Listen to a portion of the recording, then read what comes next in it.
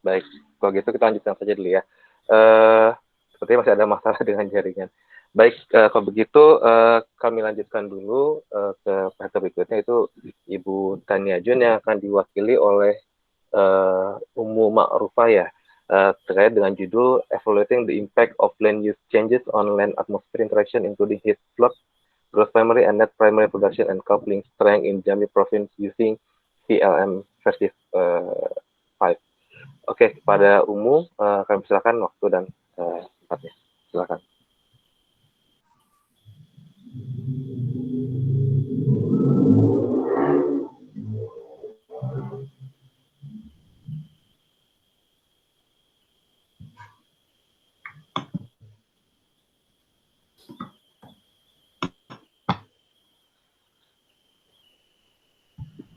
Ya, terima kasih atas waktunya. Di sini, Assalamualaikum warahmatullahi wabarakatuh. Saya akan mewakili Ibu Tania untuk mempresentasikan hasil seminarnya yang berjudul Evaluating the Impact of Land Use Change on Atmosphere Interaction, being Heat Flux, Net Primary Production, and Coupling Strength in Jambi Province using CLM5. Jadi, hal yang menjadi latar belakang dari penelitian ini adalah jadi di wilayah tropis perubahan lahan, deforestasi atau degradasi hutan itu menjadi hal yang sangat krusial gitu di wilayah tropis. Nah, menurut penelitian, saya potong dulu. Umu, yeah. Tidak muncul tadi, tidak muncul presentasinya. Ya, mohon maaf. Ya, silakan lanjutkan.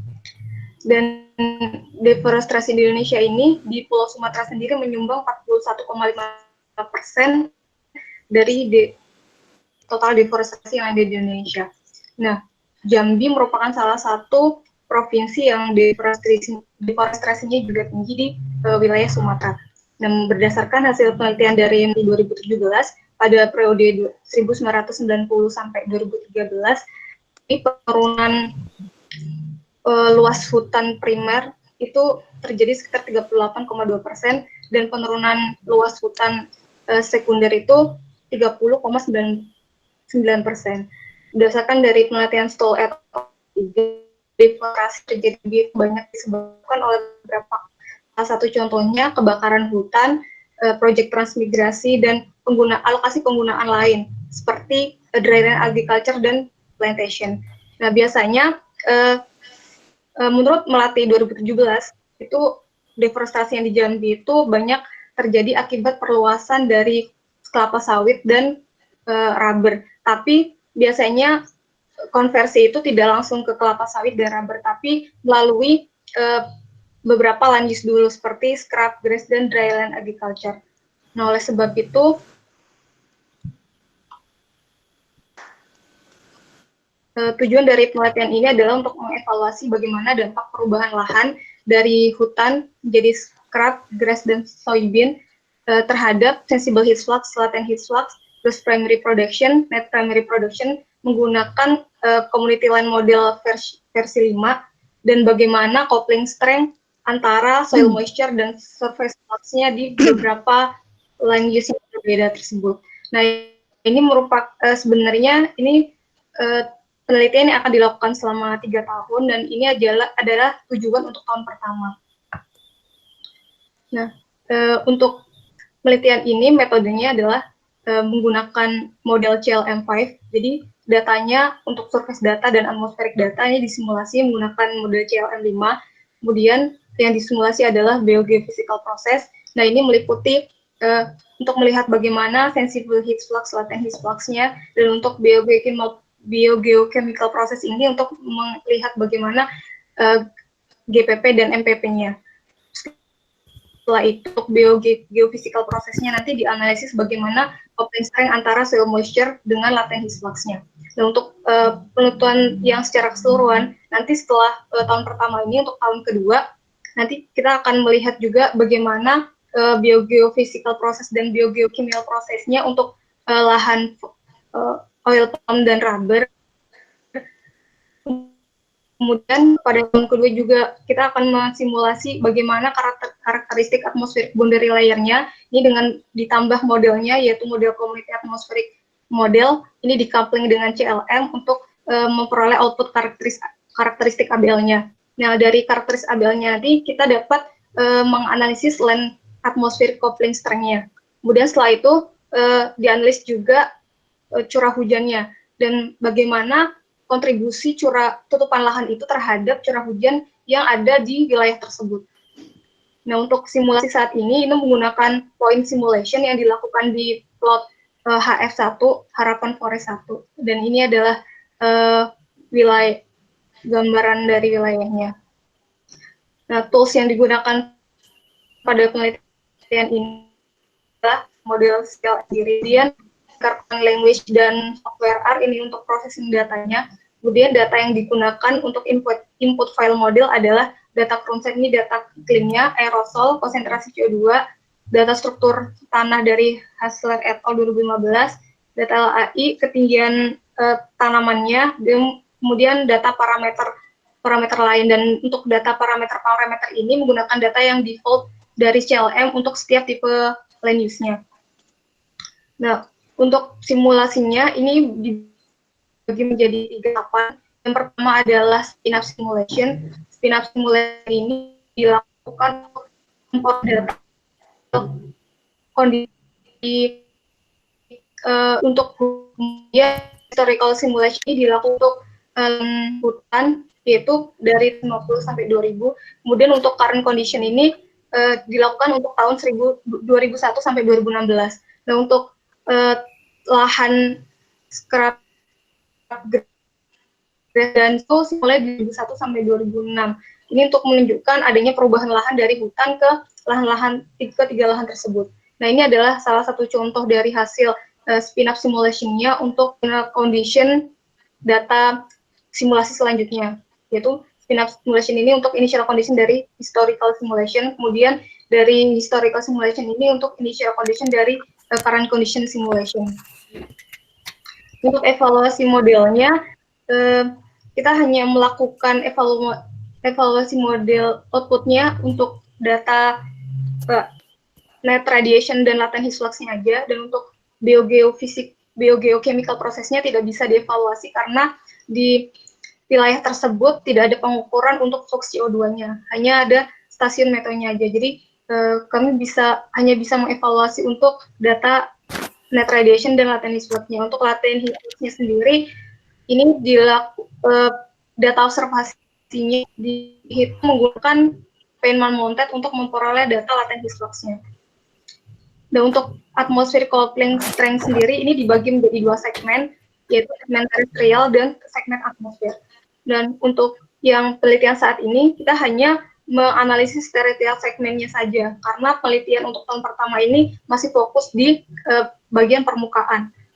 Nah, untuk terrestrial segmen ini diperoleh dari korelasi antara soil moisture dengan latent heat flux, kemudian dikali dengan standar deviasi dari latent heat flux-nya.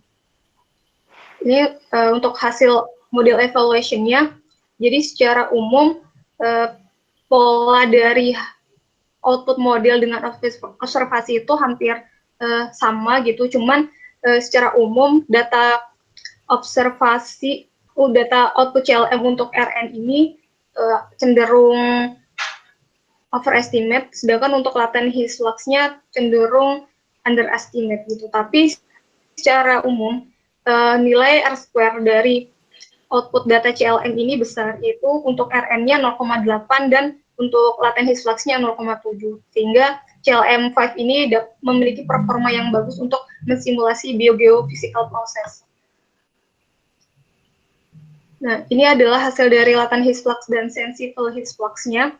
Secara umum, latent heat flux dominan di semua tutupan lahan, baik di forest, crab grass, soybean. Dan latent heat flux ini sendiri berkontribusi terhadap 75-80% dari net radiation yang ada di wilayah tersebut. Nah, ini dipengaruhi juga karena daerah Jambi sendiri juga curah hujannya tinggi, sekitar 2.500 mm per tahun. Nah, ketika terjadi ketika terjadi El Nino, tahun El Nino, untuk lahan hutan sendiri, ini mengalami penurunan latent heat flux dan peningkatan sensible heat flux. Tapi peningkatannya itu tidak terlalu peningkatan sensible heat flux-nya tidak terlalu tinggi jika dibandingkan ketika hutan tersebut dirubah menjadi scrub grass atau soybean. Bisa dilihat ini untuk scrub soybean grass juga untuk sensible heat flux-nya ini sangat meningkat jauh gitu dibandingkan dengan forest. Nah, hal ini menandakan bahwa hutan itu lebih bisa untuk memaintain saat terjadi kekeringan. Nah, ini melihat bagaimana jika hutan itu dirubah menjadi soybean grass dan scrub, bagaimana perubahan dari heat flux-nya. Nah, dari data tahun 2001 sampai 2015, ini menunjukkan bahwa hutan yang dirubah menjadi soybean grass dan scrub ini latent heat flux-nya menurun, dan secara umum sensible heat flux-nya meningkat. Gitu. Dan terlihat dari pada tahun periode El Nino September-Oktober 2015, ini adalah periode yang puncak dari El Nino-nya, terlihat sekali bahwasanya latent heat flux-nya sangat menurun jauh gitu dibandingkan dengan hutan. Nah, hal ini menunjukkan bahwasanya ketiga lahan ini memang rentan terhadap kekeringan jika dibandingkan dengan hutan. Nah, hal ini kenapa ini terjadi juga karena ketika hutan dirubah menjadi scrub grass dan soybean ini, albedonya akan meningkat dan kasapan permukaannya akan menurun, sehingga akan berpengaruh terhadap net radiasi dan heat transfernya. Nah, ini adalah hasil dari GPP, Autotrophic Respiration, dan NPP-nya. Nah, secara umum, untuk hutan ini memiliki NPP dan NPP yang jauh lebih tinggi, relatif lebih tinggi daripada tutupan lahan yang lain. Nah, untuk tahun 2001 sama 2001-2002 untuk di scrub ini nilainya rendah karena pada simulasi ini awalnya adalah hutan, kemudian dirubah menjadi scrub, sehingga pada awal-awal tahun ini relatif rendah untuk GPP dan NPP-nya. Tapi untuk yang grass-nya ini tinggi karena mungkin pertumbuhan dari grass-nya sendiri lebih cepat daripada scrub. Dan untuk pada tahun El Nino 2002-2003, 2006-2007 ini terlihat sekali penurunan GPP dan NPP-nya untuk lahan yang selain hutan. Gitu. Hal ini menunjukkan bahwa hutan itu dapat memaintain proses biogeofisikal dibanding dengan lahan-lahan yang lain. Nah, ini adalah perubahan dari primary production jika hutan itu dirubah menjadi beberapa tipe lahan yang lain. Nah, secara umum perubahan hutan ketiga lahan ini dapat menurunkan primary production-nya. Dan untuk soybean sendiri, ini NPP-nya relatif meningkat karena untuk tanaman crop ini secara umum GPP banyak dialokasi untuk fruit production daripada untuk growth and maintenance respiration-nya. Nah, untuk periode El Nino-nya hampir mohon 1 menit lagi untuk semua untuk semua tutupan lahan ini turun GPP dan NPP-nya turun secara drastis. Ini menunjukkan bahwa semua tutupan lahan ini tingkat stres terhadap water ini itu sangat tinggi. Kemudian untuk terrestrial coefficient-nya, hubungan antara korelasi antara soil moisture dan latent heat flux-nya untuk 4 tutupan lahan ini positif, yang menunjukkan bahwa ada pengaruh antara soil moisture dengan latent heat flux-nya. Nah, untuk mengetahui bagaimana pengaruh ke atmosfernya nanti akan dilakukan ke tahap tahun berikut untuk penelitian tahun berikutnya. Dan ini adalah hasil dan ini perubahan forest menjadi scrub grass dan soybean ini dapat merubah proses biogeofisikal dan biokimianya melalui penurunan latent heat flux dan peningkatan sensible heat flux. Dan land use change itu dapat memodifikasi penyerapan karbon meskipun tidak selalu merubah dari nilai NPP-nya. Coping strength antara soil moisture dan latent heat flux di semua tutupan lahan itu positif, yang menunjukkan bahwa itu lahan kita energi balance-nya. Dan untuk future work-nya, kita akan melakukan analisis ke oil palm dan rubber dengan menggunakan CLM palm dan rubber untuk tahun ini, dan menganalisis bagaimana pengaruh lahan ini ke kontribusi terhadap presnya. Dan hipotesis awalnya sebenarnya pengaruh besar dari curah hujan itu adalah luasan wilayah yang berubah. Jadi ketika luas itu terhadap presipitasinya juga besar. Begitu juga dengan LI. Ketika perubahan lahan itu dirubah ke lahan yang baru, tetapi LI-nya masih bedanya tidak terlalu besar dengan hutan, maka pengaruh terhadap curah hujannya juga. Terima kasih. Baik, terima kasih Umu atas pemaparannya. Saya mewakili Ibu Tania. Baik, mungkin selanjutnya sebelum kita beralih ke Ibu Rina Mardiana, saya mau coba sekali lagi dengan Bu Anya. Ya. Bu Anya, bisa didengar nggak? Sudah bisa, Bu? Baik, bisa, Bu. Baik. Sudah gaptek. Baik. Uplok-uplok sendirian, stres. Baik, Bu. Kalau gitu akan dibantu oleh Prio untuk presentasi ininya, slide-nya. Ibu tinggal pemaparan saja. Baik, terima kasih. Bu Anya, silakan waktu dan tempat kami persilakan. Ya, terima kasih atas kesempatannya yang diberikan. Akhirnya berhasil untuk tune in ya di seminar kali ini. Ya, dana yang diberikan tahun 2019 digunakan untuk memanfaatkan actinomycet yang setelah diisolasi tahun 2018 dari Bukit 12 Jambi digunakan untuk proses fermentasi kopi, yang tujuannya adalah untuk melihat apakah kadar polifenol ekstraknya itu meningkat juga aktivitas antioksidannya. Next. Nah, yang melatar belakangi penelitian ini adalah seperti kita ketahui tren minum kopi itu sangat tinggi sekarang. Ya, kemudian kita tahu bahwa proses fermentasi sebetulnya menentukan cita rasa dari kopi, juga kandungan antioksidannya. Namun petani kopi itu sebetulnya mereka lebih lebih senang kalau memetik kemudian langsung menjual, tapi harga nilainya menjadi lebih rendah dibandingkan kalau mereka mau memfermentasi dulu. Nah, jadi kalau difermentasi maka kita harus melihat nilai positifnya apa yang membuat harga itu bisa naik. Jadi, dan dari penelitian lalu kami telah mengisolasi bakteri silanolitik dan selulolitik karena memang kopi itu tanaman ya, komponen utamanya adalah selulosa dan silan, maka isolat ini digunakan untuk proses fermentasi kopi. Next please. Next. Nah, saya mengikuti panduan sebelumnya kecepatan ya. Saya mengikuti panduan yang hanya boleh 1 slide metode, 2 slide, 3 slide hasil ya. Jadi sangat singkat dibuatnya. Jadi isolat yang kita isolasi di tahun 2018 itu sebetulnya banyak. Jadi langkah pertama adalah menseleksi dulu isolat mana yang mampu tumbuh pada tepung kopi, ya, tepung kulit kopi. Jadi seleksi itu melalui zona bening, kemudian dari situ dipilih baru yang baik pertumbuhannya untuk dibuat kurva pertumbuhan untuk melihat kemampuan tumbuhnya. Kemudian digunakan untuk fermentasi kopinya, dan setelah itu setelah fermentasi diekstrak kopi dan pulpnya, kemudian dianalisa flavonoid dan antioksidannya.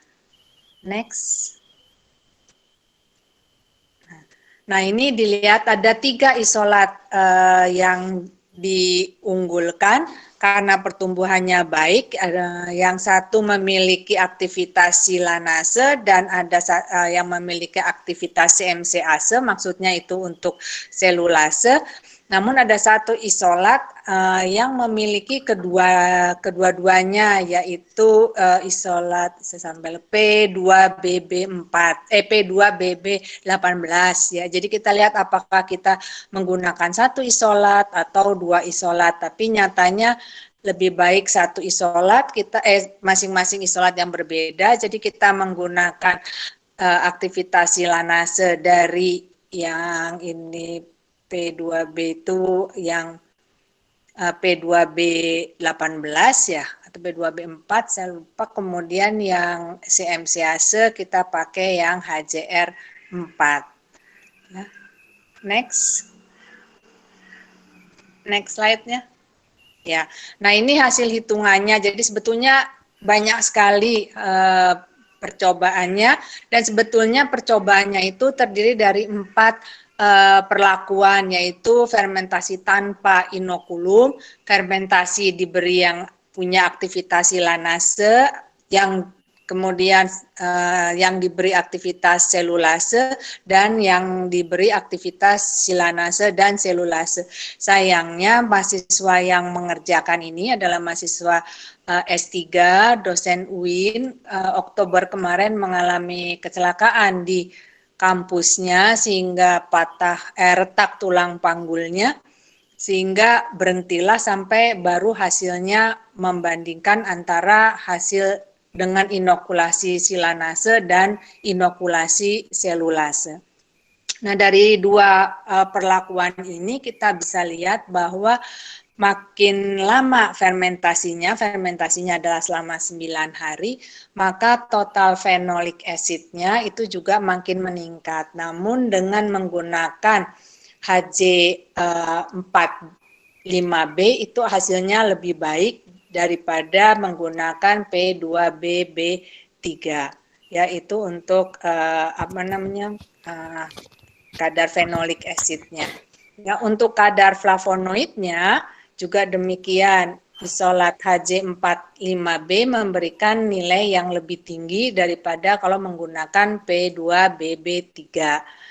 Namun, next slide, kalau dilihat dari aktivitasnya, aktivitas antioksidannya, ternyata yang menggunakan P2BB3 itu aktivitasnya lebih tinggi. Yang menggunakan HJ45B juga lebih tinggi. Kalau yang tadi rasanya coba bisa lihat lagi slide berikutnya, sebelumnya. Ini P2BB3 itu total fenoliknya lebih tinggi. Ya, dia 907, ini 897. Jadi total fenoliknya dengan P2BB3 lebih tinggi daripada dengan HJ45B. Tapi kalau aktivitas antioksidannya ternyata HJ45B itu lebih tinggi. Silahkan slide berikutnya. Nah, itu. Jadi kalau yang menginginkan total phenolic acid-nya atau total flavonoid-nya menggunakan P2BB3. Tapi kalau ingin antioksidannya lebih tinggi itu HJ45B. Di slide kesimpulannya. Next. Nah, ini cuman yang kedua salah ketik ya, mestinya HJ45B. Jadi kalau total phenolic acid-nya menggunakan kultur P2BB3 itu lebih tinggi hasilnya daripada menggunakan HJ45B. Tapi kalau total antioksidannya HJ45B lebih tinggi. Nah, tentunya ini akan menjadi sebuah publikasi setelah mahasiswanya bisa kembali beraktivitas. Semester ini kebetulan cuti karena setelah sambung lagi gitu tulang panggulnya masih belum bisa berdiri lama. Terima kasih Pak Radian. Baik, terima kasih Bu Anya atas pemaparannya. Cukup menarik sekali kopi dengan Actinomycetes ini. Baik, kalau begitu untuk bersingkat waktu kita lanjut lagi ke presenter berikutnya, yaitu Ibu Victorina Mardiana dengan judul The Dynamics of Marga Serampas Customary Community After the Establishment of Customary Forest atau hutan adat di Jambi. Baik, kepada Ibu Rina, waktu dan tempat kami persilakan Bu. Ya, terima kasih Mas Randi. Saya minta tolong PowerPoint-nya dioperasikan oleh Mbak Jane aja. Baik Bu, akan segera ditampilkan. Ya, penelitian kami bersama Pak Amo, Pak Bowo, Nur Komariah, ini dari Warsi, kemudian Puturiana, dan Heiko Faus. Topiknya tentang dinamika hutan adat Marga Serampas setelah ditetapkannya hutan adat. Selanjutnya, boleh di next. Iya, ini petanya mungkin terlalu kecil. Marga Serampas itu ada di Kabupaten Merangin, tapi masih jauh lagi dari Bangko, itu berbatasan dengan Bengkulu. Lokasi penelitiannya mencakupi 5 desa, jadi di Marga Serampas itu ada 5 desa, Renah Alai, Rantau Kermas, Tanjung Kasri, Lubuk Muntilin, sampai Renah Kemumu. Kelima desa ini ada di wilayah Taman Nasional Kerinci Seblat. Khususnya di desa yang paling tinggi itu di Renah Kemumu, itu merupakan zona inti dari TNKS. Penelitian ini melihat dinamikanya dari 4 aspek, yaitu aspek agraria, aspek ekologi, aspek ekonomi, dan aspek sosial budaya. Boleh, next.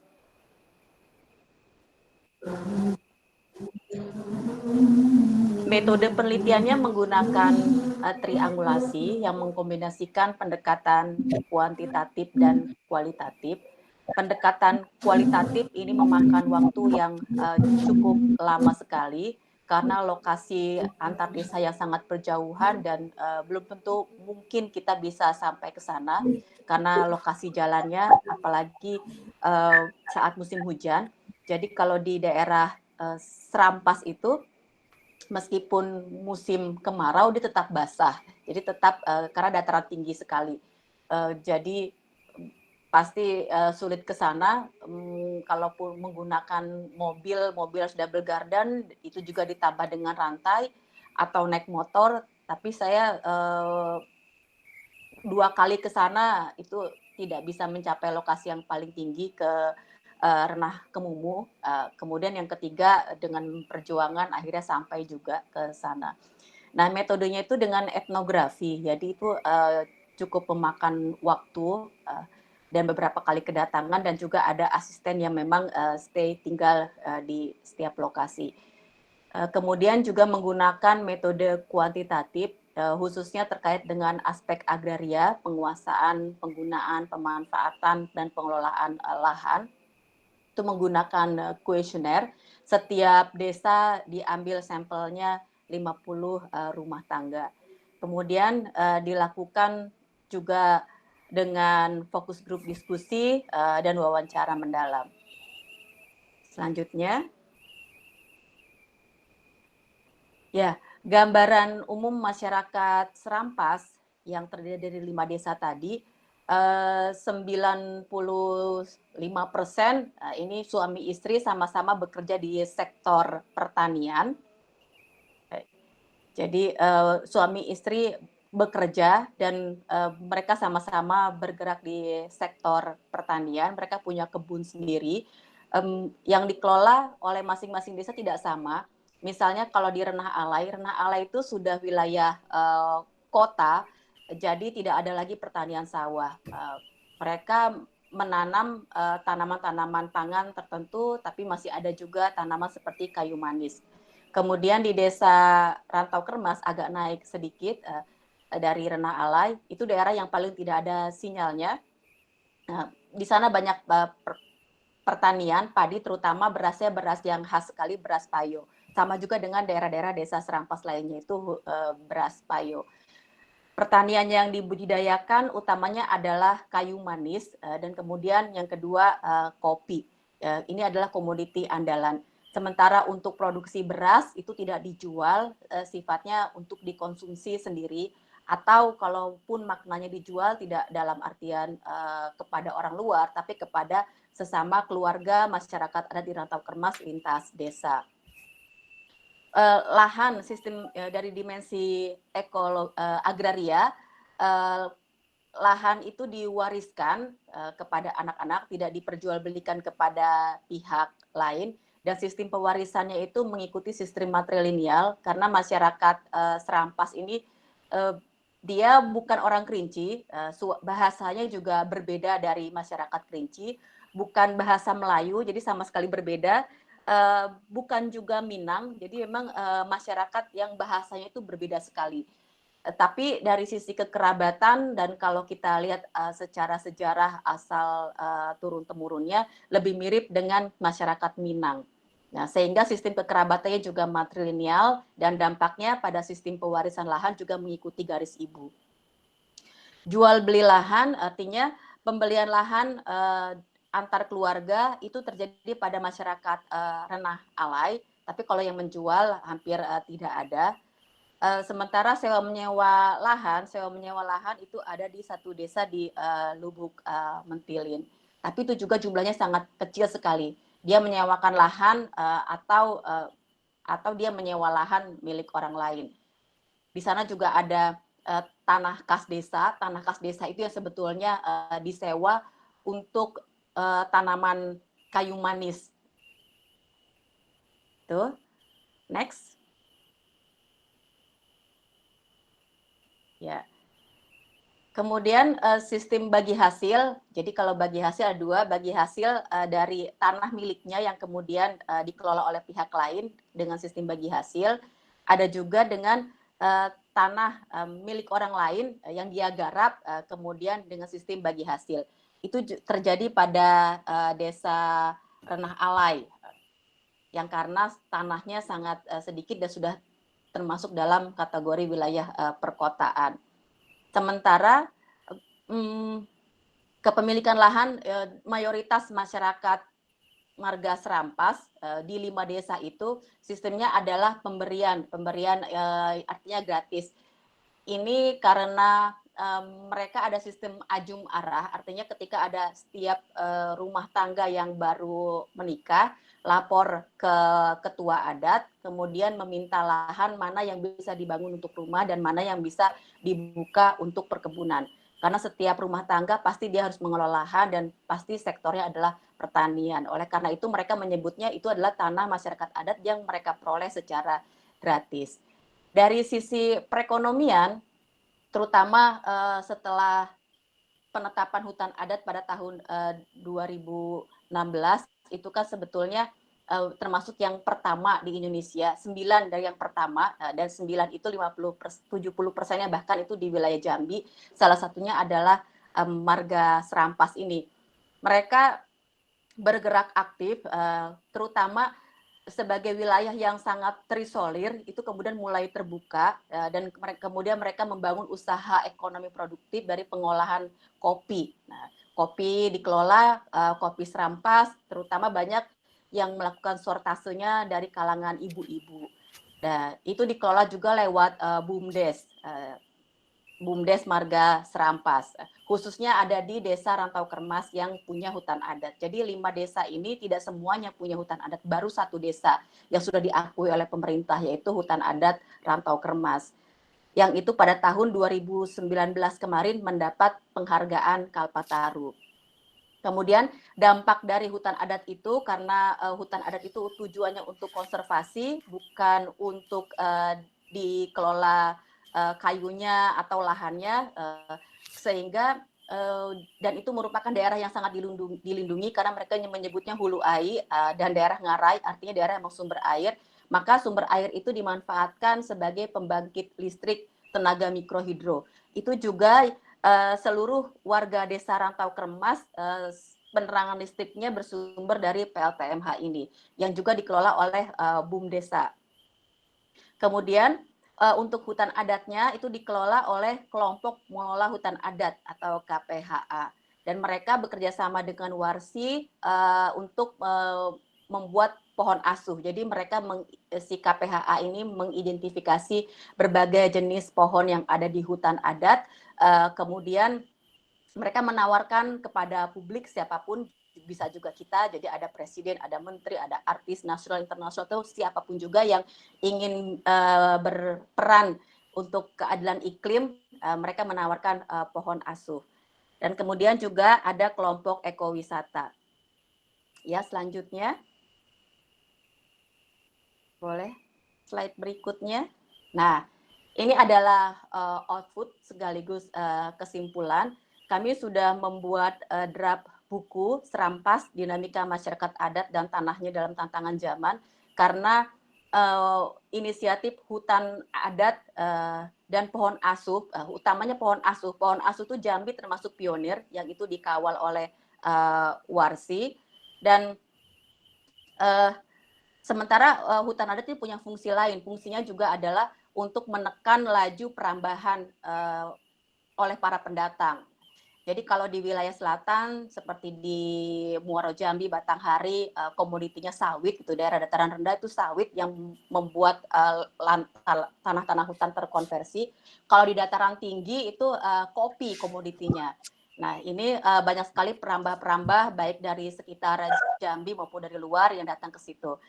Nah, kami juga menghasilkan output yang lain, yaitu berupa draft untuk jurnal internasional tentang pembelajaran dari hutan adat Marga Serampas tentang pohon asuh ini punya dimensi keadilan agraria dan keadilan iklim. Dan kemudian juga ada policy brief tentang pentingnya hutan adat di Indonesia agar lebih diakui, lebih banyak diakui. Baik, saya kira itu yang disampaikan. Terima kasih. Assalamualaikum warahmatullahi wabarakatuh. Waalaikumsalam warahmatullahi wabarakatuh. Terima kasih Bu Rina atas pemaparannya. Ya, karena waktu yang sudah cukup ini ya, cukup agak telat. Kita langsung saja ke slide berikutnya, yaitu kepada Bapak Dr. Surya Dharma Tarigan dengan judul Oil Palm Landscape Management for Biodiversity-Based Ecosystem Services Using Transdisciplinary Approach. Kepada Pak Surya, kami persilakan. Terima kasih Radian. Oke, selamat siang Bapak Ibu semuanya. Penelitian ADS kami ini yang dilakukan tahun 2019 berjudul Landscape Multifunctionality for Biodiversity Based Ecosystem Service.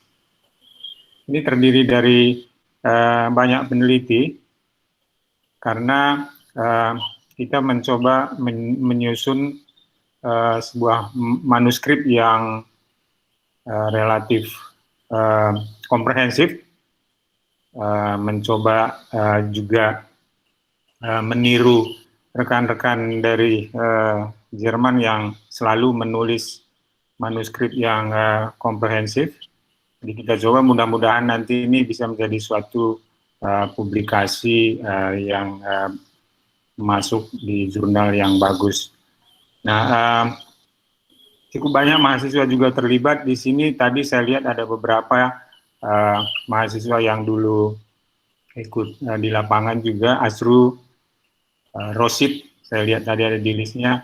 Jadi peneliti yang ada di sini ini, saya sendiri fokus terkait ecosystem service water retention, Ibu Ayen nutrient retention, Pak Nur Edi ini biodiversity, khususnya soil makrofauna, Bu Dami terkait polinator, dan Pak Iskandar mengenai biodiversity tree species. Silakan lanjut. Nah, tadi di awal kita juga sudah melihat beberapa penelitian terkait biodiversity ya. Di Z02 tadi Pak Purnama Budami sudah menjelaskan tadi penelitian terkait biodiversity. Dengan melihat gradasi dari forest, kemudian jungle rubber, dan kemudian oil palm. Dan di CRC ini memang penelitian itu sangat detail dan komprehensif sekali, hampir semua jenis spesies diteliti dengan detail, dan sudah dituliskan dalam publikasi-publikasi yang cukup terkenal terkait dengan biodiversity dan ecosystem function. Kita lihat misalnya ada 2 publikasi yang sudah ditulis ya dari rekan-rekan peneliti dari Jerman sebagai author. Misalnya tadi Pak Purnama juga sudah menyebutkan salah satu, yaitu yang di mana Ingo Gras sebagai terus author, kemudian ada Jan Klo. Ini membahas kaitan biodiversity dan ecosystem function. Nah, karena memang penelitian yang kita rancang ini tujuannya untuk bisa publish, target utamanya bisa publish di jurnal, tentunya kita harus mencari strategi, tidak boleh sama kan dengan aspek yang mereka teliti. Jadi kalau penelitian yang sudah dipublish di CRC umumnya melihat gradasi biodiversity dan ecosystem function di 4 land use, kita mencoba mencari aspek lain. Khususnya kita fokus di land use oil palm yang monoculture. Nah, apa sebenarnya yang kita bisa teliti lagi ataupun analisis di situ. Jadi itu kira-kira yang mendasari penelitian ini. Sehingga kita mencoba melihat biodiversity dan ecosystem service di oil palm monoculture yang bisa dilengkapi dengan landscape multifunctionality. Landscape multifunctionality ini kira-kira pengertiannya sama dengan land sharing kalau Bapak Ibu pernah dengar. Jadi bagaimana kita mencoba pada agriculture yang monoculture, kita misalnya mengkompromis, maksudnya produksi sedikit berkurang, tapi kita bisa meningkatkan biodiversity dan juga ekosistem function atau ecosystem service, sebenarnya itu. Dan di CRC ini ada 2 penelitian yang belum menulis jurnal terkait itu, yaitu terkait dengan biodiversity dan ecosystem service. Jadi dua-duanya itu sejalan. Jadi kalau biodiversity kita meneliti mengenai abundance, kemudian richness. Tapi ini kita coba lihat hubungkan dengan ecosystem service. Itu yang belum kelihatannya dipublish di oil palm land use. Ya. Jadi kita fokus ke oil palm land use. Kalau penelitian sebelumnya yang saya sebutkan tadi itu gradasi dari 4 land use, forest, jungle rubber, kemudian rubber, oil palm. Kita fokus ke oil palm dengan modifikasi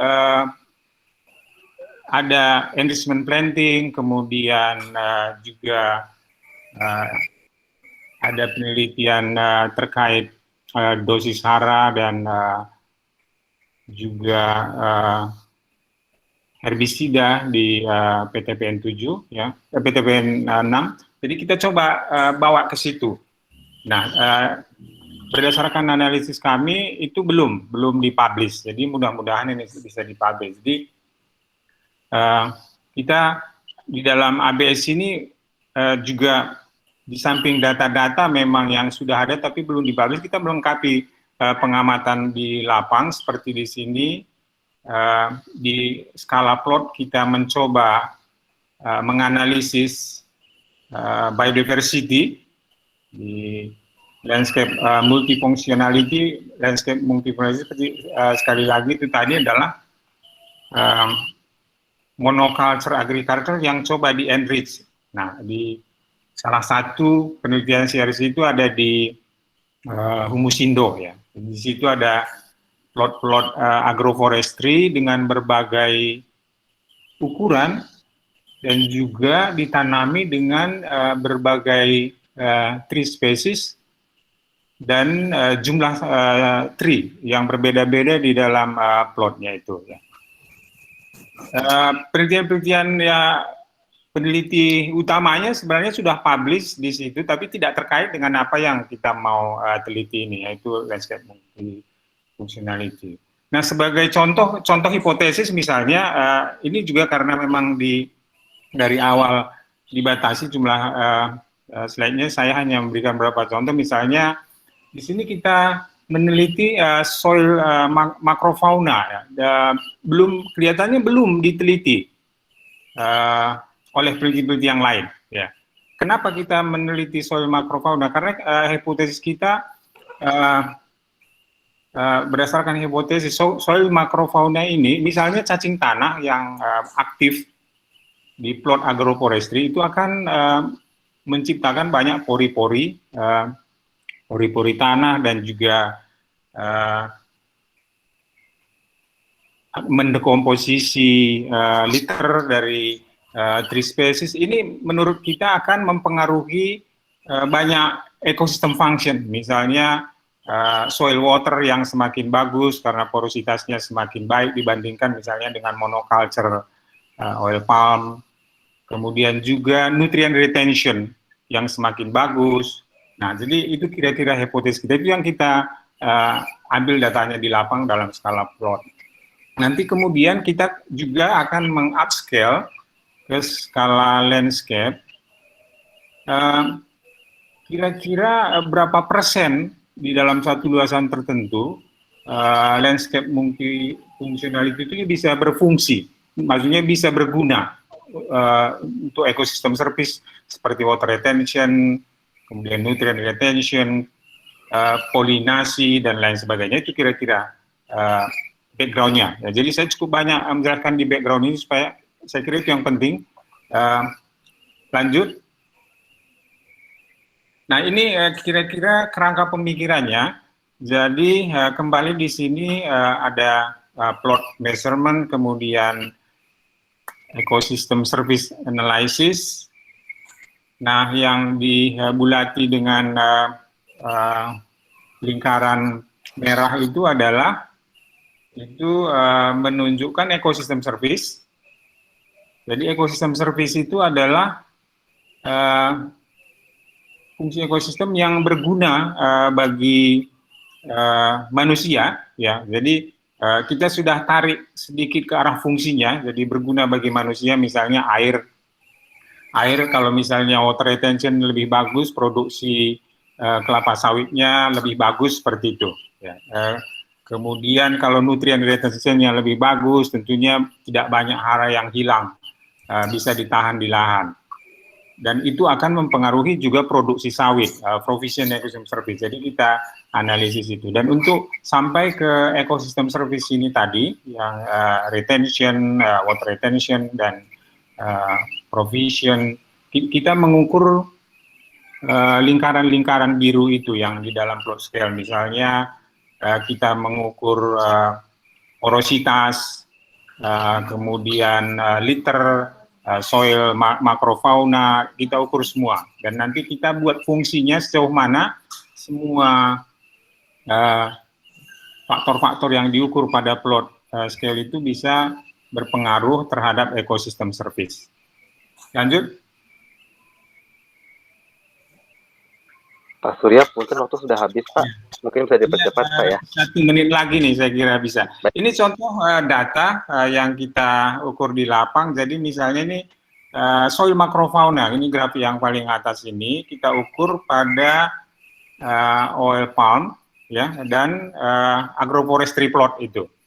Nah, kita bisa melihat di sini misalnya abundance of soil fauna tend to be higher in agroforestry.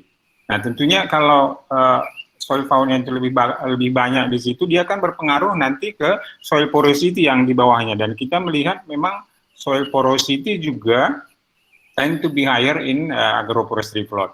Lanjut. Nah, ini saya kira berikutnya.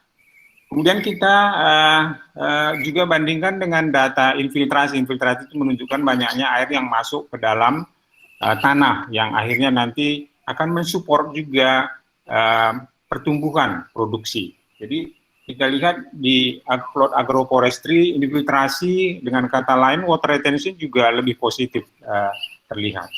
Juga sama dengan ini pollinators, ini kita lihat pollinators number of species tend to be higher in agroforestry, tapi jumlah tree spesiesnya tidak berpengaruh. Terakhir conclusion. Nah, sebenarnya konklusinya sudah tadi disebutkan semua. Plot agroforestry yang ada di Lapang itu kan kira-kira sudah ada itu 4 tahun. Rencananya juga kita kan memonitor terus itu nanti sampai mungkin 5 tahun, 6 tahun ya sampai fase ketiga ini berakhir. Kita mau lihat kurvanya, parameter-parameter tadi. Dan sampai sejauh ini kita melihat bahwa plot di agroforestry itu bisa memberikan ekosistem service lokal yang cukup bagus. Saya kira seperti itu. Terima kasih. Baik, terima kasih Pak Surya atas pemaparannya yang cukup